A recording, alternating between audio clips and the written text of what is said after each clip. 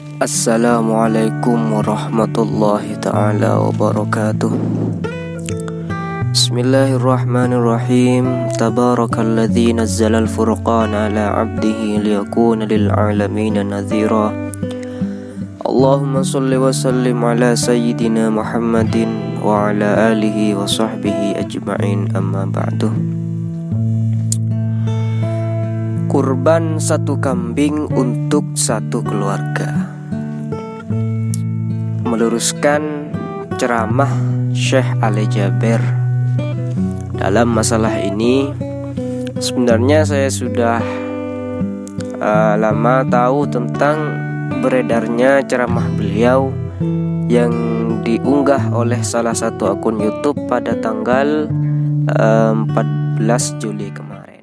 Memang persoalan kurban, saya jujur saja selama di Indonesia masih banyak salah pemahaman terhadap kurban.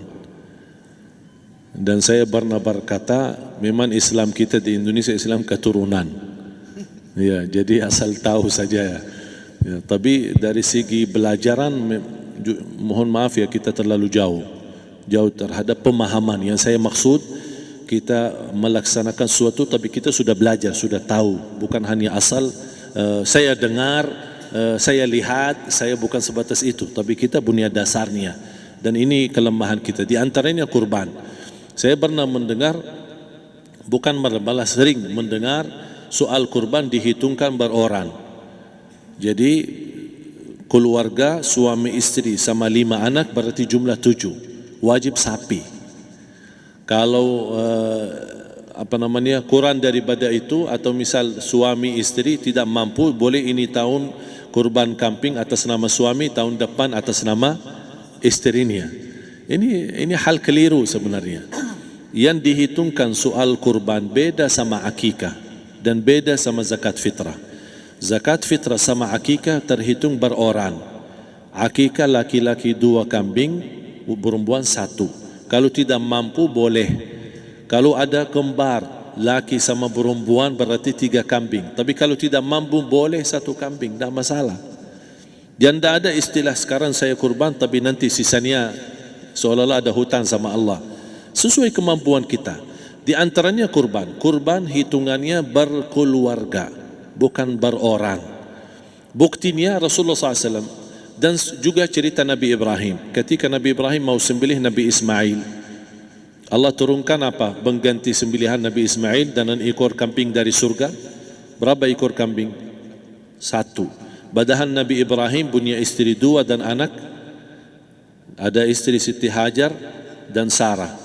Kemudian anaknya Ismail dan Ishak. Berarti semuanya berapa? 5. Kenapa Allah tidak turunkan 5 ekor kambing? Karena hitungannya memang 1 keluarga. Yang kedua, Rasul sendiri sembelih 2 kambing. Pertama, Bismillah atas nama Muhammad dan keluarga Nabi Muhammad. Padahal kita tahu keluarga Nabi Muhammad SAW termasuk keluarga besar. 11 istri, belum lagi anaknya, laki-laki sama perempuan. Ada yang hidup maupun sudah mati, sudah termasuk semua. Yang hidup maupun mati. Yang kedua, Rasul sembelihan yang kedua atas namaku dan umatku. Umatnya berapa miliar? Cuma 1 ekor kambing. Kenapa Rasulullah SAW berkurban atas nama dirinya dan umatnya? Saya mengambil salah satu di sini tanda sayangnya Rasul kepada umatnya. Jadi saya selalu berkata, orang miskin yang tidak mampu berkurban seharusnya bangga di hari kurban, karena Rasul sudah kurbankan duluan atas nama dia. Dan memang sudah ada beberapa kiai, ustadz yang menanggapi ceramah beliau. Cuman video itu sampai sekarang masih simpang siur di sebagian masyarakat, sehingga tidak sedikit masyarakat yang kebingungan. Karena sebentar lagi kita menjelang Hari Raya Idul Adha. Kesimpulan dari ceramah beliau itu, beliau mengatakan bahwa 1 ekor kambing cukup dijadikan kurban untuk 1 keluarga. karena kurban hitungannya per keluarga, bukan perorangan. Beliau berlandasan sebuah hadis bahwa Nabi berkurban menyembelih seekor kambing dan diniatkan untuk dirinya, keluarganya, dan umatnya. Beliau juga menilai, katanya masih banyak sekali di Indonesia kesalahan di dalam memahami kurban. Sebenarnya pemahaman hadis tersebut tidak demikian. Para syurah hadis menjelaskan bahwa yang dikehendaki dalam hadis Allahumma hadza an Muhammadin wa an ummati Muhammadin, artinya, ya Allah, terimalah kurbanku ini untukku dan umatku, adalah sebuah bentuk kepedulian Nabi yang menyertakan umatnya dalam pahala kurban. Sedangkan kurbannya itu sendiri hanya diperuntukkan bagi dirinya. Jadi yang boleh dikongsikan itu adalah pahala kurbannya, bukan kambingnya.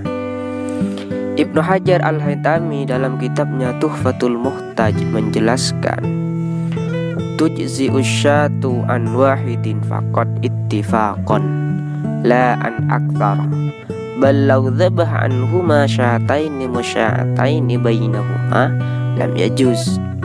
Wa khabaru Allahumma hadza an Muhammadin wa an ummati Muhammadin mahmulun ala syariki fi thawabi wa huwa jaizun. Ulama sepakat bahwa satu ekor kambing hanya mencukupi untuk satu orang saja, dan tidak sah kurbannya jika lebih dari satu orang.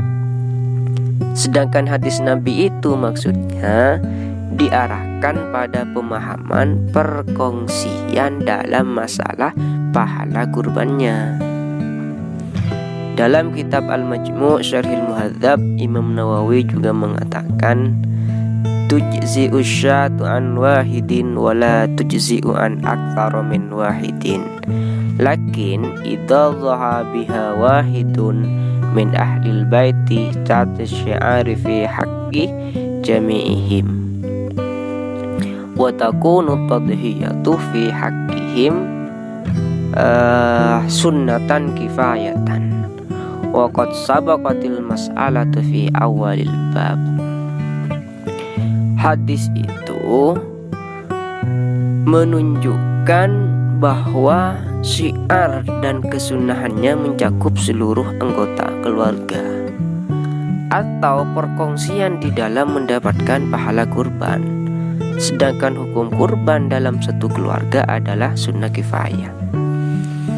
Juga Imam Nawawi menjelaskan, walau dzabaha an nafsihi washtarata ghairahu fi thawabiha jazah. Qalu wa alaihi yuhmalul hadithul masyhur an Aisyah. Seandainya ia menyembelih untuk dirinya sendiri, artinya ada orang yang menyembelih satu ekor kambing untuk dirinya, kemudian mensyaratkan atau membagikan pahalanya kepada orang lain, maka hukumnya boleh. Karena hadis itu memang diarahkan dalam hal perkongsian pahala kurbannya. Nah, cuman uraian atau penjelasan dari Syekh Sulaiman Al-Bujairimi ini sangat bagus sekali menanggapi sedikit kontradiksi dalam pemahaman ini.